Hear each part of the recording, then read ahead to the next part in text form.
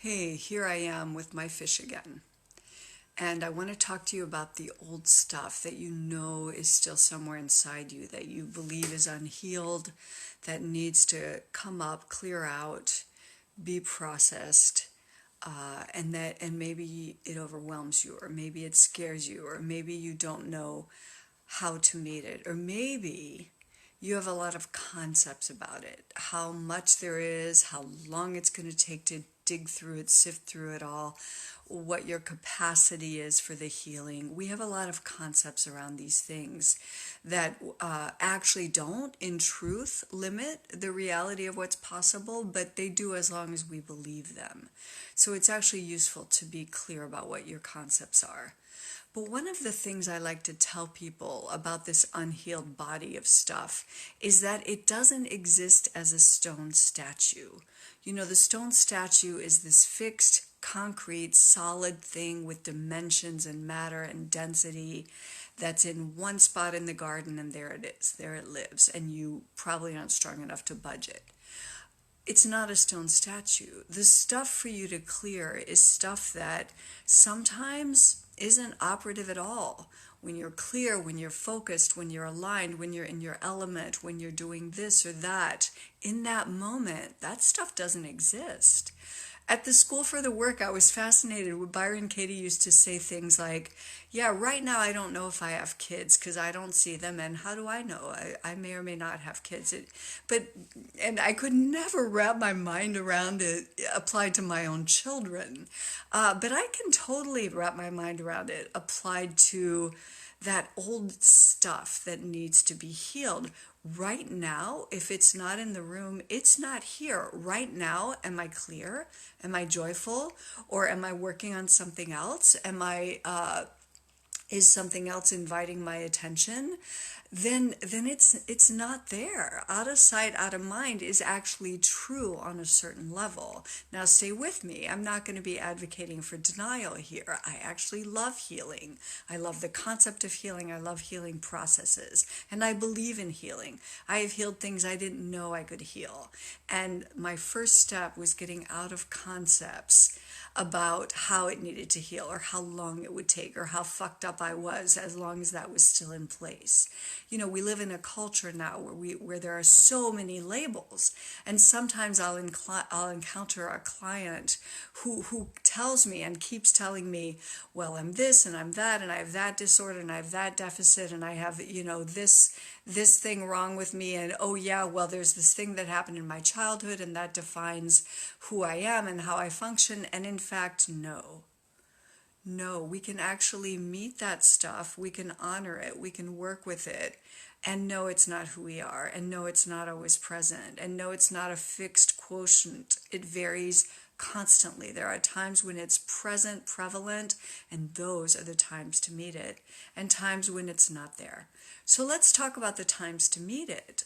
For me, this for the first time I concretely heard this idea, and I got very excited about it because I had already come to it, and it just gave me more certainty about it and language about it. And it happened when I was listening to an audio of Eckhart Tolle's The Power of Now. And he was saying, you don't have to go digging through that old stuff. You don't need to look for the unhealed stuff that hasn't been all wrapped up yet.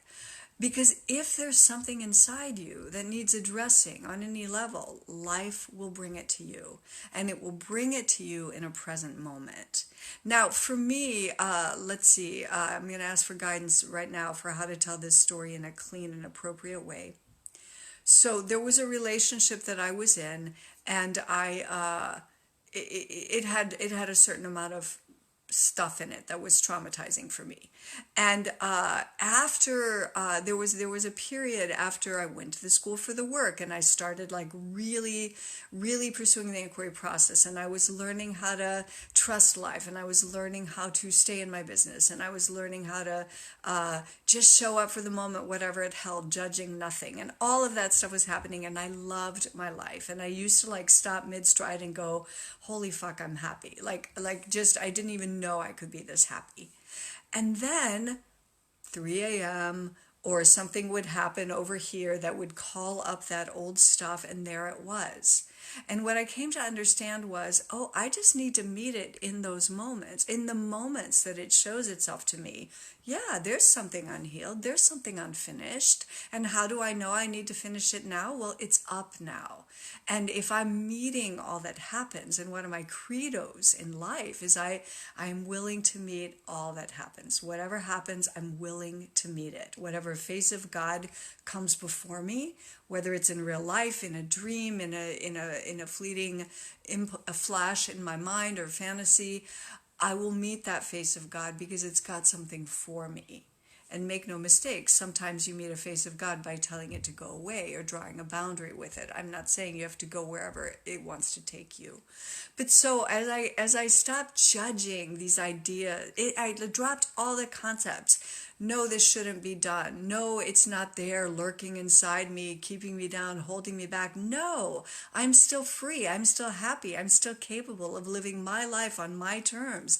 And when the old boogaboo, comes to visit, that's the moment, okay, sure, let me be with this pain. Let me be with, what are the fears here? I wrote down the thoughts.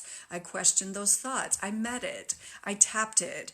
I danced it. I cried it, whatever was needed. But I kept releasing any judgment about it or about myself for still having it. Any belief that I needed to ferret it out, that I needed to work through it, any thoughts about how long it would take. And really, like, the moment holds for you what this moment holds. And if something's not there, you're free. In that moment, there is no past trauma. And if you need to heal it, it'll come up. Now, another way that it can come up at a given moment is for you to carve out space for that moment. If you know there's something unhealed and you're ready to meet it, or it's calling to you, you want to deal with that, and then great, set up weekly appointments, find a trauma therapist, find the right kind of healer or practitioner for you, follow the impulses, the things you're curious about, the things you hear about more than once that you're noticing keep recurring. Set up a structure to heal, and then you really don't need to deal with it except at the time of those appointments, and then in any other present moment that it comes and tugs at you or calls to you or rises up in your feeling body or resides in your thoughts or inhabits a projection in the moment where you're treating somebody like they're something old, and you can pause. And in that moment, you can tease out where it's the same and where it's actually different, where it's actually not a recurrence of exactly what happened, where this person isn't doing what the old person did, or where you're showing up differently. And gradually you'll set yourself free. And in the meantime, it's not about wrapping it all up in some final, finished, all tied up package. It's about now and now and now. Meet it when it's there, clearly, kindly to yourself. And when it's not there, it's not there. And be free. Love your life. Live your life. Live it now.